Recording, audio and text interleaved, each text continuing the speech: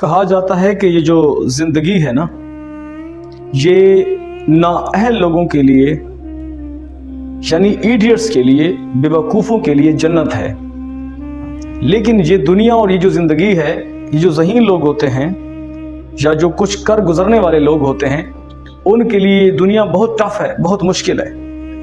ان کے لیے یہ دنیا جنت نہیں ہے، مطلب ان کے لیے اسٹرگل ہے، ان کے لیے محنت ہے۔ جو کچھ جانتے ہیں، جو اچھے اور برے کا فرق رکھتے ہیں، ان کے لیے یہ دنیا جو ہے، یہ دنیا ایک میدان جنگ ہے، اور انہوں نے ہر وقت لڑنا ہے، ہر وقت کوشش کرنی ہے، ہر وقت جو ہے وہ اچھائی کے ساتھ کھڑے ہونا ہے۔ بے وقوفوں کے لیے اور جہلوں کے لیے اور جو شودے لوگ ہوتے ہیں جنہیں اچھائی اور برائی کی تمیز نہیں ہوتی، یا جو مردہ ضمیر لوگ ہوتے ہیں جن کو اچھے یا برے سے کچھ فرق نہیں پڑتا، ان لوگوں کے لیے دنیا یہ جنت ہے۔ ان کے لیے دنیا میں وہ بس ٹھیک ہے، وہ اگر ان کے پاس کچھ پیسہ شیسہ ہے اور وہ کر رہے ہیں تو وہ ٹھیک ہے، لیکن قابل لوگوں کے لیے، باضمیر لوگوں کے لیے، غیرت والے لوگوں کے لیے یہ دنیا میدان جنگ سے بڑھ کر ہے۔ وہ ان کے لیے ہر دور، ہر لحظہ، ہر لمحہ ان کے لیے جنگ کا سماں ہے۔ تو ایسے لوگ بھی آپ کے سامنے ہوں گے، کہیں گے جی بس ہمیں کوئی فرق نہیں پڑتا، یہ ہو رہا ہے اور وہ ہو رہا ہے تو ہمیں کچھ فرق نہیں پڑتا۔ تو یاد رکھنا، بے غیرت اور بے ضمیر جو لوگ ہوتے ہیں ان کو صحیح اور غلط کے معاملے میں کوئی فرق نہیں پڑتا، اور آپ ان کو دیکھ کر پریشان ہو جائیں کہ یار ان کو تو فرق ہی نہیں ہے، یہ تو پریشان ہی نہیں ہے۔ اور آپ کے معاشرے کے اندر، آپ کی ریاست کے اندر اگر ایک ایسی جنگ چل رہی ہو، ایک ایسا مسئلہ درپیش ہو جس کے اندر غیرت اور بے غیرتی کا خاص کردار ہو، اور آپ دیکھیں کہ اس میں کسی کو فرق نہیں پڑتا، تو چھوڑیں ان کو۔ میں نے کہا کہ بے ضمیر اور بے غیرت جو لوگ ہوتے ہیں ان کے لیے دنیا کوئی ٹینشن والی بات نہیں ہے، اور جو غیرت والا شخص ہے، جو باضمیر ہے، عقل اور شعور رکھتا ہے، تو اس کے لیے یہ دنیا بڑی مشکلات لے کر کھڑی ہے، پریشانیاں لے کر کھڑی ہے، کہ وہ بے تکے اصولوں کو،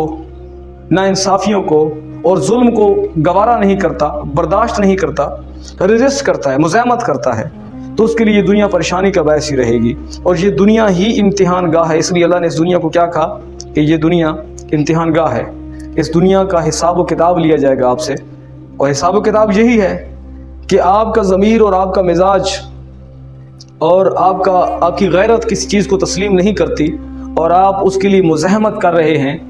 تو آپ اپنے امتحان کے اوپر آپ کا جو پرچہ دیا گیا آپ اس کو سالو کر رہے ہیں۔ لیکن اگر آپ کے سامنے غلط صحیح کی جنگ جاری ہے، ظلم اور ناانصافی کا دورہ ہے، اور آپ چپ کر کے بیٹھے ہیں، تو آپ کے سامنے پرچہ ہے لیکن آپ اس کو سالو نہیں کر رہے،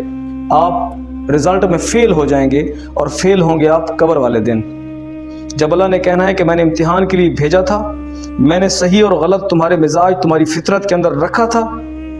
لیکن تم نے صحیح کے اوپر عمل کیوں نہیں کیا، تم نے غلط کو غلط کیوں نہیں کہا۔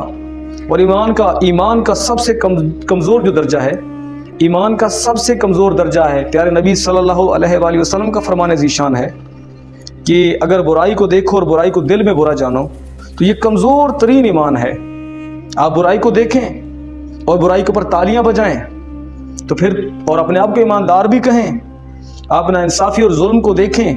اور اس کے اوپر تالیاں بجائیں، اس کو غلط بھی نہ کہیں، ناانصافی کو ناانصافی بھی نہ کہیں، بے غیرتی اور بے حیائی کو بے حیائی اور بے غیرتی بھی نہ کہیں، تو آپ کہیں کہ جناب آپ ایمان والے ہیں۔ ایسا ہرگز نہیں ہے۔ ایمان یہ ہے کہ آپ برائی کو دیکھیں تو برائی کے سامنے کھڑے ہو جائیں، اور اچھائی کو دیکھیں تو اچھائی کا ساتھ دیں، یہ ایمان ہے۔